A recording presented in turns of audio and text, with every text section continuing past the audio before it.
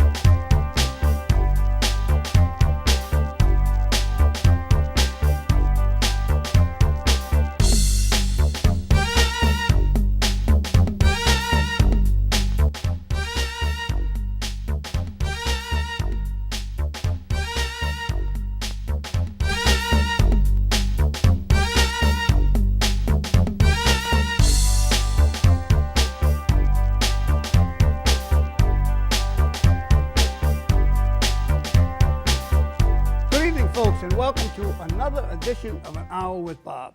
We're going to have a little fun tonight and a serious show on top of it. But first, the fun. I'm a big fan of ice cream, always have been. This company, I'm going to show you anyway, Breyers, the biggest manufacturer of ice cream in the United States. When is the last time you went to the market and bought a half-gallon of ice cream?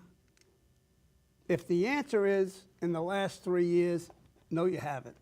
Because there hasn't been a half-gallon ice cream container. And they started doing away with the half gallons in 2008. Breyers was the first one. They took, there's another question for you. How many ounces in a half gallon? Do you know? And that's the problem.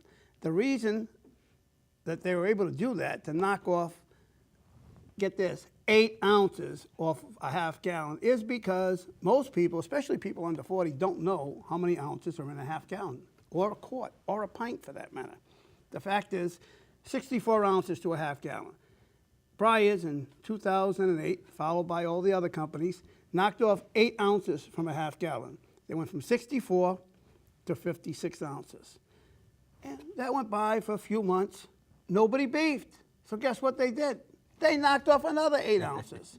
So now, instead of a half gallon of ice cream, this container, a half gallon, no more, this is 1 quart and 1 pint. A half gallon used to be 2 quarts.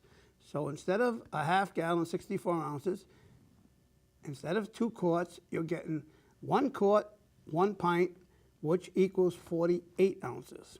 The other thing that I find so interesting is, I don't know if you can see this. On this container it says, again, I told you I'm an ice cream fan, right? Well, this is not ice cream. It's called frozen dairy dessert. Can you see that? Frozen dairy dessert. And if you look at the ingredients of this frozen dairy dessert, they include kernel oil, they include they include, I can't even read it, palm oil. They include, oh my God, wheat flour. Flour in ice cream. They got flour in ice cream. Soy, flavoring, natural flavoring. They have some natural flavoring in here. Salt, sodium, oh my God, and then some stuff I can't even pronounce. And that's in your, but guess what? You look at what it says here. No artificial growth hormones were used in this container. You know why? Because there's no milk in it. They don't have to worry about the cows because there's no milk in this container. And another one for you. This one. This is the biggest joke of all. What would you call this? What size is this container? If you say a gallon, that would be what most people would say, myself included the first time I picked it up.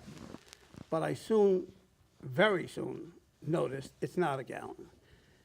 This water is the cheapest commodity known to man, right? A gallon of water costs a couple pennies maybe, even if it is a brand name, even if it comes from a spring. By the way, most water, 75% of all bottled water is in fact tapped water that has been filtered. You could do it yourself by putting a filter on your faucet instead of going out and buying 24 packs of bottled water.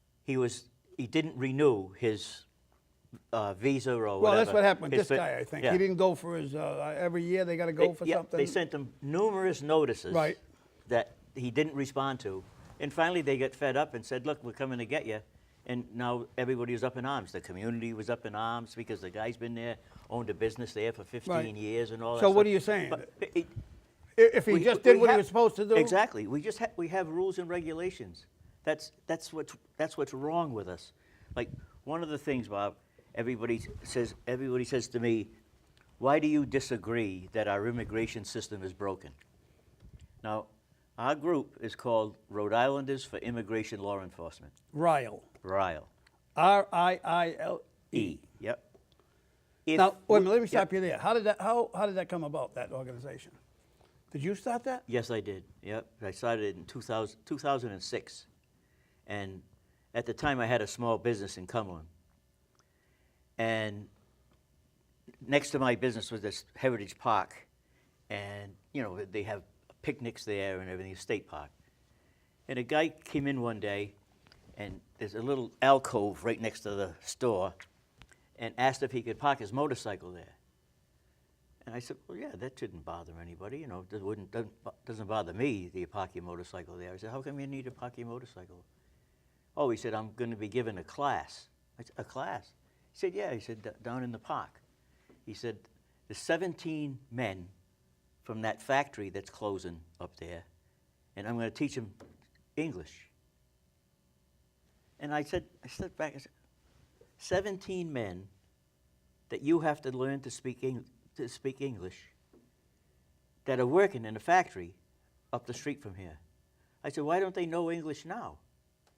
He said, well, that's not my business. It's my business. The state of Rhode Island is going to pay to teach them to speak English so they can get other jobs. Right. I said, well, how long have they been here?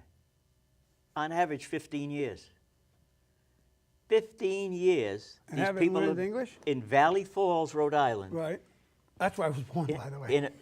In a factory, called Pontiac Weaving. Oh, yeah.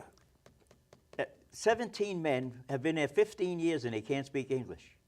And the state of Rhode Island is going to pay them to learn to speak English so they can get other jobs. Now, I don't know if they were illegal aliens or what they were, Right, they're legal immigrants or whatever, but that upset me. So I told somebody that story, and one thing led to another. This guy told me a story, this guy told me a story, and I started calling talk radio, and I mostly called Arlene Violet at the time. And a few years went by, and things only got worse. The stories got worse and worse and worse. And Right. finally, I said, something's got to be done. Let's see what we can do. So I retired. I put an ad in the Pawtucket Times, and I said, anybody that's interested in doing something about illegal immigration, there's going to be a meeting at the Hewitt Post in Pawtucket on such and such a day, and you're welcome to come. So there were 8 people came to the first meeting. Emergency room doctor and emergency room nurse, several other people. People from Johnston, people from North Providence, 4 people from Pawtucket. So we had another meeting 2 weeks after that, and then a meeting a month after that, and we kicked off the organization. And it was in February 28th, 2006, we started the organization. So we've been testifying at the State House against anything to benefit illegal aliens for all that time. And we don't have a real giant accomplishment to hang our hat on. Right. But one of the things I like to believe is that we don't have driver's licenses for illegal aliens because our group has been up there protesting. We have an illegal policy for in-state tuition for illegal aliens. And it's against 2 federal laws to give in-state tuition to illegal aliens. Rhode Island has put a policy in. Eva Mancuso, at the time when she was here 3 years in the education community, pushed it forward to give the in-state tuition to illegal aliens. The legislature never passed it. No? No, the only way that can be, Executive order. well, an executive order could be, yes, but they would have to one law says in order to give in-state tuition to illegal aliens, you have to first offer it to any U.S. citizen, any student that's a U.S. citizen, regardless of their place of residence. So that could be anybody in the country. Wow. And then the other one, In-state tuition. in-state tuition. So there And goes, it's a big deal. It's Sure. $16,000 extra. Sure it is. Out-of-state tuition. Yeah. Over $12,000 to go to URI. And- Or Rhode but- Island College. Yep. Or CCRI. don't say reject. Yeah. CCRI. Yeah. But every year, they bring it up to codify that into law, Right. and it's been defeated every single time. That's for like 10 years. Why? And- Because of you? Because our organization has been standing there objecting. And Grace Diaz, when we go to testify, of course, they call the representatives up first, the courtesy for them to testify.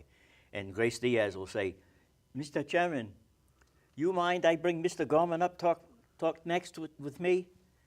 No, if that's what you like. So they bring me up there and I sit next to Grace Diaz. Really? And she says to the chairman of the committee, Mr. Chairman, me and Mr. Gorman, we should be married. We've been coming here 10 years fighting over the same thing. Against each other, Yeah, right? Against each other. Yeah, Yeah, I 10 like years her. we come here she's fighting about the same thing. But that's those things that we've prevented. And there's several other things that have been brought up that, we got in the way of, or I'd like to think we got in the way of, and they didn't pass. And we'll be back doing the same thing this year. I don't know what kind of success we're going to have, because I think the legislature will have changed quite a lot this year when they finally come back What- into session. You mean Okay. because a loss of a couple Republicans, right? Well, they lost a couple of Republicans, but it's Plus the people- progressives. The progressives have really gotten in there, and Yeah. I could give you examples of that. One of my pet peeves is E-Verify, and Explain E-Verify. E-Verify is a government program, 99.4% accurate, that ensures that an employer hiring an employee, it ensures that They're legal. that they're legally allowed to work in the United Right. States. And there's no discrimination. I mean, they say it's discriminatory or whatever. It goes by a number.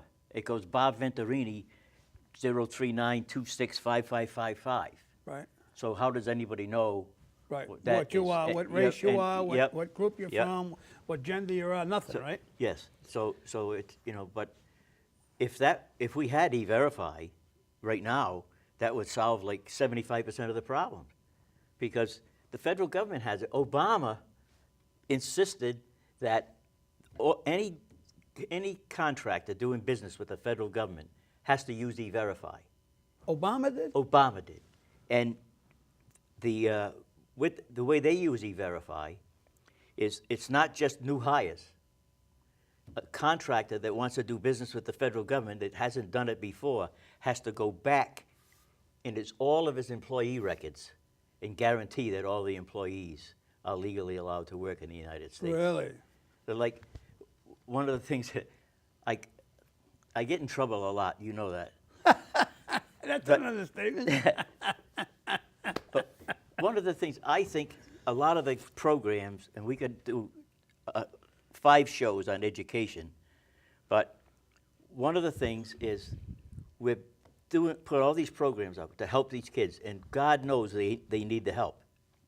But we're training people, and I can't seem to find out the answers to this, but we're training people in schools and high schools and all that for all these jobs that are kind of a little more technical than the jobs they're trained for now. Right. And I'm sure a lot of those kids would like to go to work at Electric Boat or submarine places or whatever. Can't. They Not, can't. you mean if they're illegal? If they're illegal, like a DACA Sure. kid or some, can't go to work at any industry that Deals contracts with with the federal government. Right. And Electric Boat is very strict. And with they their pay with very their well. Yes, they do. But they also have another problem, and you can get right back to your Yeah. subject, but this, if they ever legalize marijuana in this state, well, the Oh, fact that it's right in Massachusetts and it's semi-legal in Yeah. Rhode Island anyway, but they have so much trouble getting welders at Electric Boat Yeah. because they can't pass the drug test. Yes, exactly. It's not only that problem that I just cited. Right. But it's the fact that a large percentage of people can't pass the drug test to get a job at Electric Boat. Right. I mean, that's sad. And now we're looking at legalizing marijuana to make some money. And all they have to do, you tell me, you answer this question. During the last campaign, gubernatorial campaign, Joe Trillo said illegal aliens cost the state of Rhode Island $262 million a year. Is that true? Yes. That number, is that high? That's true. Yeah, yeah. I think Where did he get his number I from? think it's higher than that. Where did It's he get from a his number group from? called the Federation of Americans for Immigration Reform, one of the most respected immigration organizations in the country. And they do this. I'll send it to Well, you. you're saying that just in Rhode Island, Just in Rhode Island, illegal immigrants. illegal aliens cost the state of Rhode Island $262 million a year. So, and you're saying there's what, 25,000? But that have jobs. There's Oh, that have jobs. There's like 35,000. I think that's a low estimate. I think it's more like 55,000 actually live in Rhode Island. That don't have jobs. That are illegal aliens. The total, I think, is 55,000. So how are they living? The 25,000 that are working are taking care of them. Really? Yeah, the rest of them. Yeah, So where is and that we money? And we have programs that they get into, Bob. That they deny that they're in there, but I'll read you a statement in a minute. And when you do these Freedom of Information Act requests about different information, sometimes you get it, sometimes you don't. But if I could get an actual figure from that, all I would want to know is how many people in the state living in the state of Rhode Island don't have a Social Security number, excluding, can't even be children anymore, don't have a Social You Security get one number. when you're born now, right? Or a green card. Right. And then So where do you come 35,000. up if these people that are doing the work, the 25,000 Yep. that are working, if they're supporting the 10,000 not working, Yeah. where's this $250 million? Well, come they're from? not supporting them. They're not supporting them enough to get by. There's all sorts of other ways that they sneak into these programs. Right. They're not supposed to be in there. But if you talk to somebody that works at DHS, So you're talking $2 million a month. It's costing us $2 million. What am I saying? $20 million a month. Yeah, yep. Now, well, let me just that statistic I showed you. I told you I want to read you something. This Freedom of Information Act request, and people can do their own math, and just assume that it costs $20,000 to deliver a baby in Rhode Island. Does it cost that much? Yeah, and that's a healthy baby. Right. So it could Right. cost a lot more than that if they have respiratory problems. and no all- prenatal care. Yep, all of that. If the mother has not gone to a doctor Yes. during the pregnancy, Yeah. right?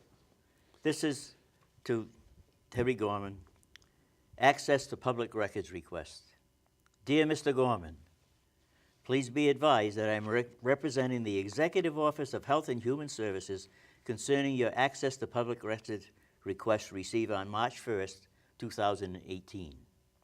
Your request seeks the number of children born to illegal alien women in 2015, 16, and 17 in hospitals in Rhode Island. Just Rhode Island. Just Rhode Island. And then it has You're some, talking about anchor babies. yes.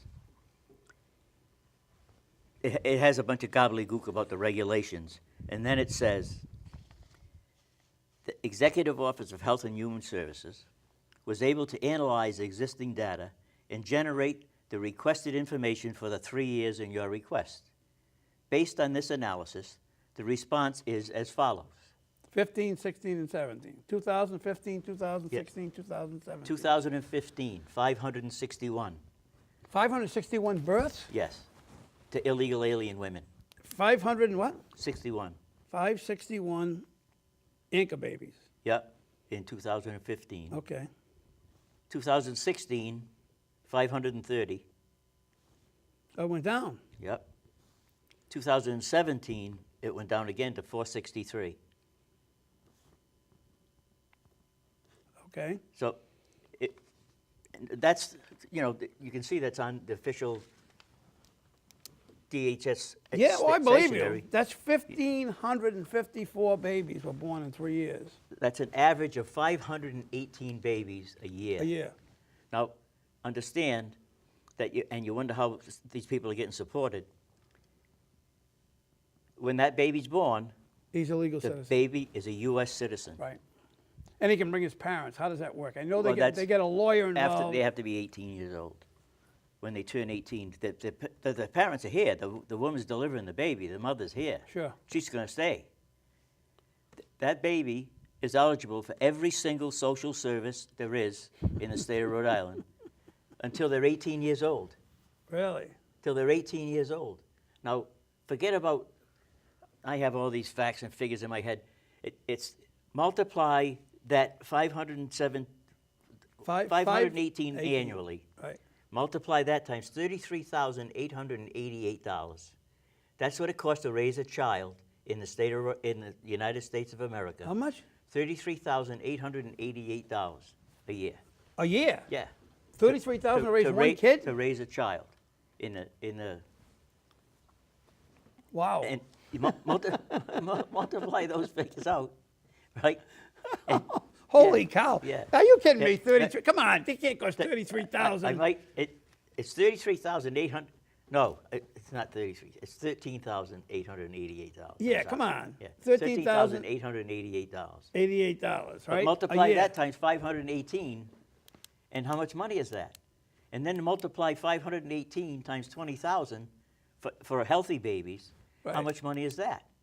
And then, An unhealthy baby. yep, forget about that. I mean, people tell me there's babies at Women and Infants Hospital For a that- month.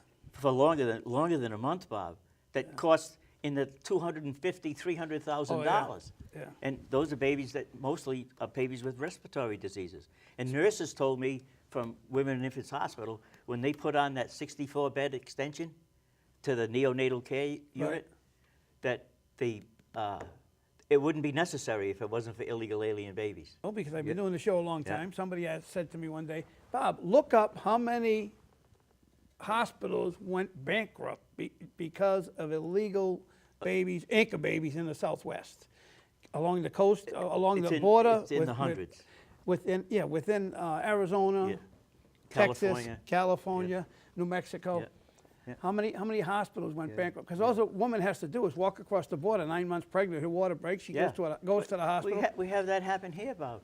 I have an instance that a nurse called a friend of mine and asked if he could arrange for a meeting with her, and she had it. She's at the end of her rope. And what drove her over the edge, she works in I'm not sure what unit you call it, but it's after the babies are born. And Prenatal unit, No. right?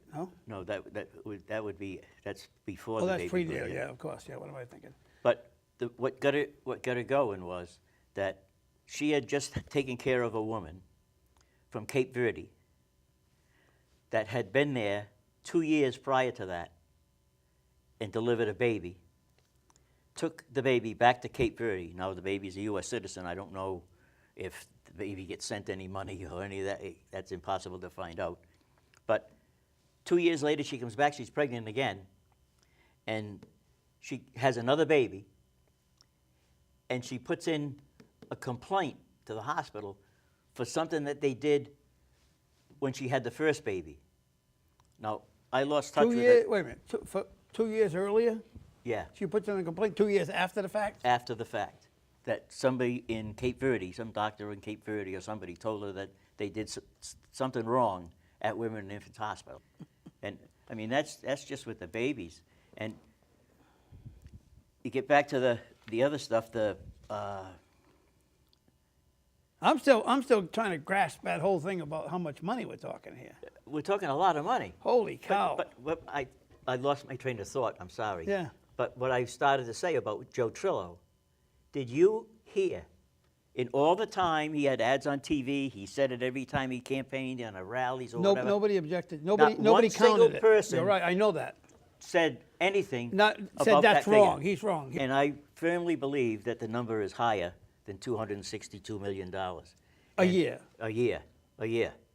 You know, let me tell you another statistic you won't believe, for money-wise. 2013 is the last time I have figures for. You could look it up, though, because it's, you know, it's on knowledge on Facebook. How much money do you think is sent in remittances to Latin America, was sent in 2013? What do you mean? For what? Remittances that the legal immigrants and illegal immigrants are sending back to their country of origin for their families or whatever. What would you think would be I'm afraid to guess. $131 million from Rhode Island alone. Wow. $131 million taken directly out of the Rhode Island economy and sent to foreign countries. Wow. I mean, does that make sense that we do that? I mean, when you tell people this at the legislature, they just look at you like, oh, Terry, you're talking through your hat. I give them documentation from the state of Rhode Island, and they still say I'm talking through my hat. I give them this thing here. They said, no, that can't be right. Here's the guy that's I'll tell you his title, the guy that wrote that letter. I won't tell you his name. And somebody could look this up, I guess, if they wanted to see what the title is. Senior Legal Counsel, Executive Office of Health and Human Services. That's who sent me those figures. Really? Senior Legal Counsel for the Health and Human Services. Wow. How many legal aliens are in the state each year, or are in the state? Well, each year. How many come in the state each year? Legal. I don't have an exact figure of that, but I can tell you that we naturalize, conservative figure, 3,000 immigrants a year in Rhode Island. Conservative figure, 3,000 legal immigrants. It's like the United States when everybody says about, you know, how cruel we are. We're not going to let these people in, blah, blah. Legally, the United States admits 1.1 million legal immigrants every year. Right. More than any other country in the world. I think, I might be wrong when I say this, but I thought I heard once that it was more than all the rest of the countries in the world combined. Oh, that's probably true. Don't Well, that's take in like $1.1 anchor million. babies. There's only a couple of countries. There's only several countries that allow anchor babies, and only one, I think, or two major countries that allow anchor babies. I think us in Canada are the people that allow anchor babies. Right. Well, Canada needs people. That period. Yeah. Well, they're looking for people to come in up there, but I just lost my train of thought again. There's so many things going through my head. Right. All right, let me help you out there. A lot of times I don't get a chance to say some of the things I'm telling you. All right. There are relevant. illegal aliens bringing drugs in this country and bringing drugs in this state. The drug problem, the opioid problem, Sure. overdose problem. March, 2 years ago, I lost a granddaughter, a beautiful 25-year-old granddaughter. Oh, my God. What she thought she was taking Percocet. Now, she was wrong. She was drinking, and she took Percocet. So that's, you know, that's her problem, that she had a problem or whatever. The person that gave her the Percocet gave her fentanyl, and she died. Wow. 25 years old, Oh, beautiful, God. promising, gorgeous girl, the whole 9 yards. Now, it just so happens that when she went, there was a fellow named De Los Santos who lived in Cumberland, Rhode Island, who got arrested for selling drugs and put in the ACI. He had been released a year before my granddaughter overdosed. Right. He had been released from the ACI. He had been deported once, came back to the United States. He had gun charges and drug charges. The ACI released him when they had a detainer on him from ICE, because we have a policy Of that not telling ICE? Governor Chafee put in that prevents the ACI from notifying ICE when an illegal alien prisoner is going to be released. The guy was released. I think 15 months he was out on the street, and when they arrested him again. During the time he was out, that's when my granddaughter passed away. During the time he was out, there were 334 overdoses in Rhode Island. 334 in the year that guy was out of prison selling drugs. He had 27 people working for him. Who knows what happened to the rest of them? But he's back in prison now, thank God. De Los Santos, his name was. 3 months after that, they catch another major drug guy that's an illegal alien in Rhode Island, had 3 people working for him between here and Worcester, going back and forth to Worcester, selling drugs. And now, just recently, they busted a whole, like 27, or maybe it's not that many. I can't recall now. I can see the pictures in the paper. Right. It's like 18 of them, I think, that in Rhode Island, in Woonsocket, and that are drug dealers in Rhode Island. And if you look at their last names, and I get myself in trouble for saying this too. I'm not politically correct. No. I'd like to know. I'd like to know what their immigration status is of all those 18 people that were arrested for drugs. And every day in the paper, I put that on Facebook all the time. Really? I cite the articles in the paper and say, could someone please tell me their immigration status? And there's just one, it only happened just the other day. I called the U.S. Attorney's Office and asked the immigration status of the person. And it was on Facebook. I can't recall exactly what it was now. There's so many things. But I talked to somebody named Jim Martin. It took a while for him to find out. But he got back to the case and he said, Mr. Gorman, as far as I can determine, there's nothing in our records saying that that guy's not a U.S. citizen. So he didn't say he wasn't an illegal alien, but he couldn't find any information That he to say that he was an illegal alien. Yeah. Right. Yeah. But that's a real sore spot for me. We just went Sunday. They had a Christmas tree lighting at the monastery in Cumberland, and we had a Christmas tree there Sure. dedicated to my granddaughter, and all the family made ornaments and put them on there. And she used to come to my house in the summertime swimming, and I have a big garden. And she'd say, Grandpa, let's go get some tomatoes. And we go down in the garden and get tomatoes, and she'd eat I don't know how many cherry tomatoes while we were picking the tomatoes in the garden, and get cucumbers, and go back in the house and cut the tomatoes up, put salt on them, and cut up the cucumbers and put salt on them. Yep. And on the Christmas tree, Tomatoes? there were ornaments, tomato ornaments, cucumber ornaments, pickle ornaments, all the things that she loved. And so that made us all feel pretty good that we were able to. What is the purpose of Homeland Security? What is their purpose? To protect us, right? Yeah, oh yeah, yeah. You fly in a plane, Yep. or you go on a cruise ship, you come back to the United States, you, me, anybody. Yep. They Check. go through you, they go through Yep. your luggage sometimes, I mean, it's funny, I saw this real Italian guy, and he was a real jerk on the cruise ship, a guy from New York, and he had the big chains going. No, I'm Italian, so I can say that. Hit the Guido type, and he got off the plane. He was a jerk the whole cruise. We got off the plane. When he went to pick up his luggage, right, the customs grabbed him, and they took everything apart. Everything he had, they took apart in his luggage. And we were all, and not only me, everybody that was around him during the week, because he was such a jerk, were laughing as we were walking by. We're leaving, and he was getting held up to do that. Yeah. My point is that we spend the budget of Homeland Security. It's one of the biggest agencies in the country now, right? Yeah, yeah. Is to protect us against ISIS and all these groups, right? These Yeah. terrorists and whatever. But yet they let people walk across the border. Yeah, yeah.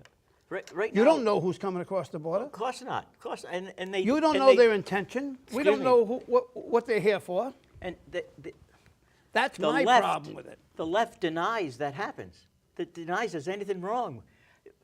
If I was ISIS or one of those Yeah. Taliban guys Yeah. and I wanted to come do bad things to the United States, I'm not going to fly a plane over here. No. I'm going to go to Mexico Yep. and come across the border that way. Exactly, exactly.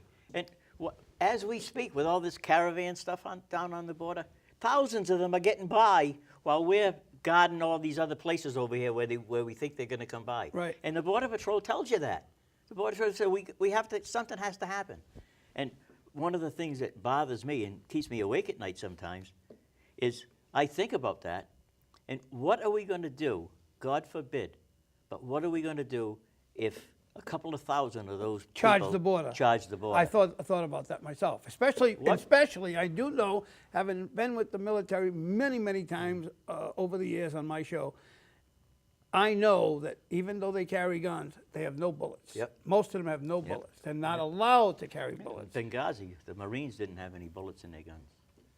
You know, I mean, but what are they going to do? And if they have bullets in their guns, and They couldn't. 2,000 people Right, come yeah, charging across They the can only border, get so many, yeah. running over Border Patrol people Right. and civilians and everybody else. That's what I And- feared that would happen, Yeah. by the way, when they came Yeah. to the border. That's And- what I feared would happen. And somebody shoots them. Somebody shoots some of them. Right. the country will be in like total turmoil. Right. Because nowadays, you don't have to commit a crime. You don't have to shoot somebody and kill them in a situation like that. All you have to do is get accused of it. Right. And once somebody accuses you of the crime, you're dead. Yeah. You're dead. You know, you gotta prove yourself. You're innocent. You got to prove you're innocent. Yeah.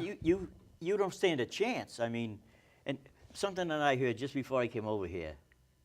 One of the candidates for the front cover of Time magazine was the woman that made the charges against Kavanaugh. Ford is her name? Dr. Ford. Yeah. She was one of the candidates to be on the cover of Time magazine. Now, how does she affect the country except adversely, you know, with making her statements and not being able to back them up? And I'm not saying she lied or whatever, but she couldn't prove anything. There's nothing she could do. Everything she said, they dispelled it. Dispelled it. Yeah. I think I told you this before. Matt Allen said, "Really, Terry?" I said, "Yeah." I said, "People from our organization have told me that they're afraid to go to the State House to a rally Why? because of the people that disagree with us are gathered there also, and they're afraid violence is going to break out." Wait a minute. You see on TV all the time. It's always the white Antifa. the groups against the other group. Yeah. Rhode Island. This is only in the summertime. There was a guy in the 6 o'clock news, and he stated that he was at this rally, and there had been problems. The superintendent of the state police said, thankfully, there were no arrests. They were pulling people off people and everything. There were fights all over the place, but nobody got arrested.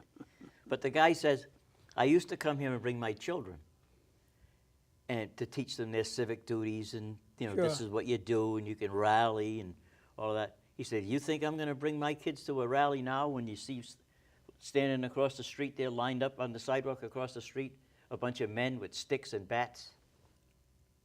Sticks and bats at the Rhode Island State House Wow. at a rally, a peaceful rally, but the people on the other side disagreed with the people who were having a Sure, peaceful rally. sure. What they stood Now for. we're not talking about They're like gonna fight. KKK or something. Yeah. No. This is a peaceful rally, and this is like Antifa. People that are against fascism, and they're fascists themselves. Oh, that's the people that are on the other side of the street. Yeah. So So then they're not Rhode Islanders, so for the most part, I'll bet. well, I can't. I agree with you when you say that, but because that's what happens a lot of times. They bring 'em in. They come in from all over the place. Like Right. one time we had a rally at the State House, and Juan Garcia, he's the head of Immigrants United in Providence, and David Quiroga, at the time he was the head of the Rhode Island Guatemalan Association. My wife and I were standing on the side. I was waiting, who's going to speak. They came over, all smiles. "Terry, hi, how are you?" Blah, blah, blah. Shook hands and everything. I'm cordial with all of them. I don't hate them because of who they are or Right. what they do. I don't like. But anyway, we take a picture. So my wife takes a picture of me and Juan and Carl and. Uh-oh, that could be a bad thing. Yeah, could be, but I was in the middle, so they probably throw dots at that. They cut it out. Oh, I thought you were going to tell me that they used that picture saying you joined their outfit or something. No. But anyway, this big friendly thing, and everybody's looking and saying, like people tell me at the State House, "But these people really seem to like you that you're against." Right, You yeah. know, but Well, you can have healthy discussions, Yeah. healthy disagreements. There's nothing wrong with that. But I went up to give my little part of the talk, the rally, and about a minute into my speech, here comes Juan Garcia and 20 people dressed up like clowns. Surround you? Running around the podium. Oh, Running distracting. behind me, yeah. Running, so you couldn't talk. They were yelling and screaming. You couldn't talk. You couldn't do anything. And basically, that's a long time ago. they basically shut the thing down. You couldn't do anything. The Capitol Police come out finally and told them they stand one side. But the point I'm making about that is it wasn't kids, it wasn't people from Providence, it wasn't immigrants from Providence. It was mostly kids from Brown University that he had rounded up to come down there and do that. Yeah. So. Hey, we can't end this evening without talking about DACA. DACA. Well, that's another. What is DACA? That's another. It's a deferred action for childhood arrivals. Those are kids that were brought here as children to no fault of their own. When they were 2 or 3 years old. No fault of their own. They were brought here. Their parents brought them here. So now here it is, 20 years later. Kid's growing up. He's going to Rhode Island College or something. They want jobs and all that stuff. So Obama put this program in. Now understand that those kids are still illegal aliens. They are. They haven't become citizens.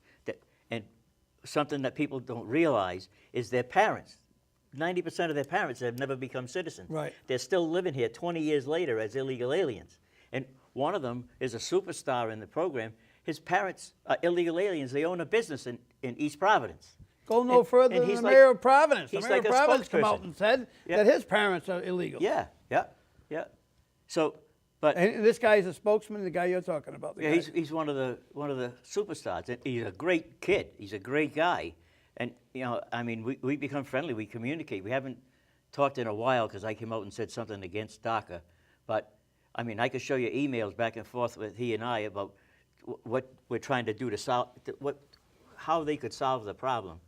And he agrees with one of the things that I say. Which is that the only way we can solve the DACA problem is on an individual basis, a one-on-one basis. Right. It would take a lot of resources to do it that way. And a lot of time. Yep. But that's the only way you can do it.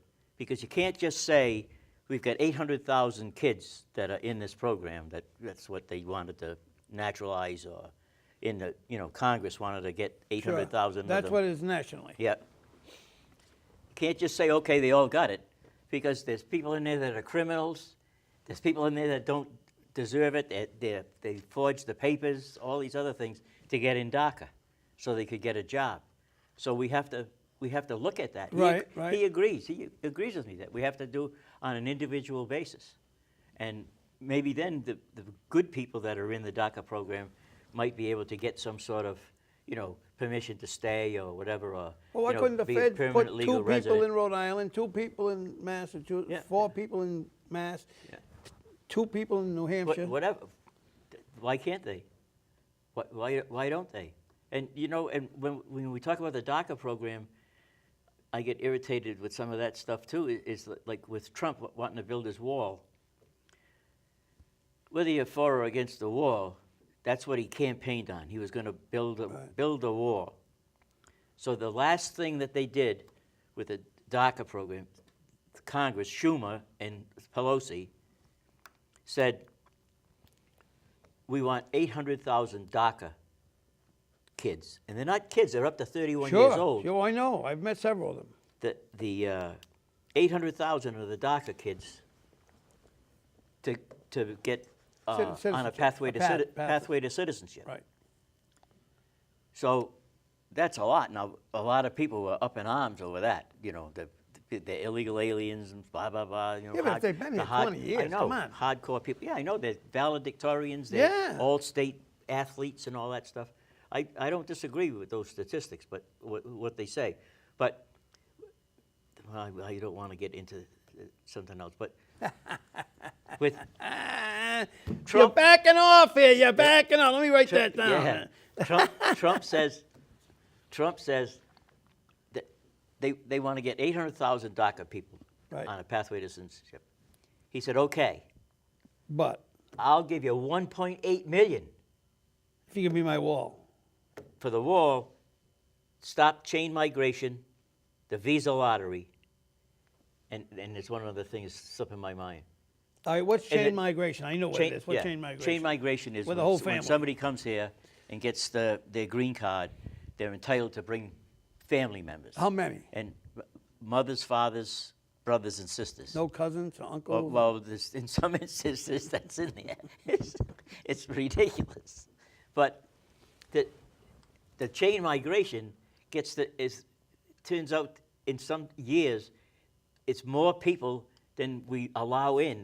More than 1.1 million Right, people right. that we allow in come through chain migration. Well, hence that's why there's so many people that come from Central and South America that come into the United States compared with Europe or Asia. Yes, exactly. So many more. Exactly, yeah. And we don't have quotas for the countries anymore that, Right, that right. people come from. And you that's know. sad. That's sad Yeah. because now it's not really a melting pot. Now No, it's no, like one group. Yeah, it's like a salad bowl now. Yeah. You know, everything's different in there. It doesn't come out in one big bowl for soup. You know, it's and that's another thing that I think is wrong, is I believe, and people say I'm crazy, I'm an American of Irish descent. You're an American of Italian descent. I think that's what we should call ourselves. Italian I don't American, think, Irish no, American. No, American Italian, American of Italian descent. And guess who said this on 60 Minutes? I believe it was like in 1963, I think it was. Said, I'm so proud to be the first American Italian elected to the United States Senate in the history of the Senate. And anyone that voted for me just because I'm an Italian is a fool. Wow. Senator Pastore. Pastore.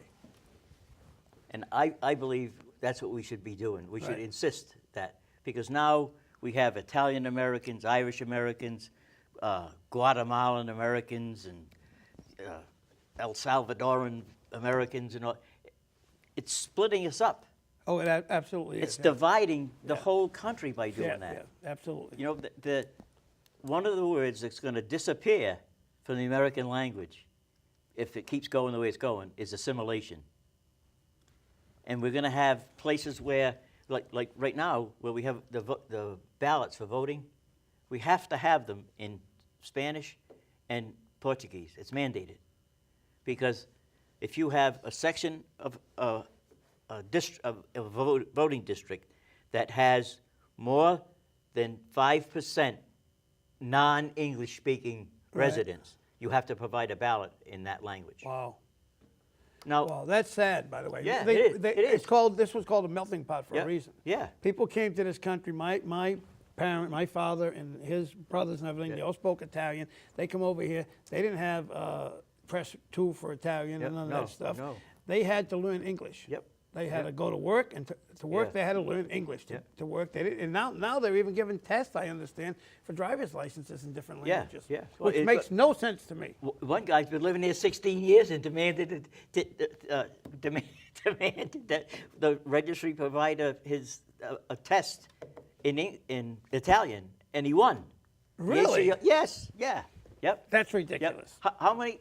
Here's a Because you go to Italy, they're not going to make you allow you to have the English in No. any test. It's all going to be in Italian. How many? These aren't tests now. They're not the tests, but how many languages do you think are available to get the Registry of Motor Vehicles information in the state of Rhode Island? 8. Times 11. No, times 12. 8 times 12? 102 languages. It's right on the registry's website. Languages available, 102. 102 languages. How many languages do you think the Providence school system deals with? 63. 63 languages in the Providence school system. Wow. Come- No wonder the school system's so difficult, because imagine being in school. Imagine when you were in school, Yeah. when you were in the 5th or 6th How can grade, you- you're pretty good in math, and the teacher's showing it on the board, Yeah. showing the problem on the board, and you understand it, and you're Yeah. all done with it, but Yeah. now they got to do it over again, and either say it in a different language so or many- repeat it so 3 or many 4 times. times. You're sitting Bob. there like this. Bob, 64% of the Providence school system is Hispanic. Now, I'm not saying they're illegal aliens or whatever. 64% is Hispanic. The superintendent of the school said that between 2010 and 2015, there was a 54% increase in the number of non-English speaking students in the Providence school system. Wow. 54% increase. Wow. And 25% of those non-English speaking students have never been in school a day in their life in the country that they came from. Wow. His predecessor said that one of the biggest things that she saw as a problem in the Providence school system was the fact that such a large number of students showed up in the 9th grade only able to function at a 5th grade level. Ouch. Now, and you see these test scores, and now we're going to start doing this and that and the other thing about the test scores. So I think it's marvelous. We're going to make all these drastic changes to make us competitive with Massachusetts so the kids will benefit. Right. But my problem with that is, and I've spoken to a lot of people and written to them, we have to do something about the kids that are in there right this minute. I don't know what you do with them, Right.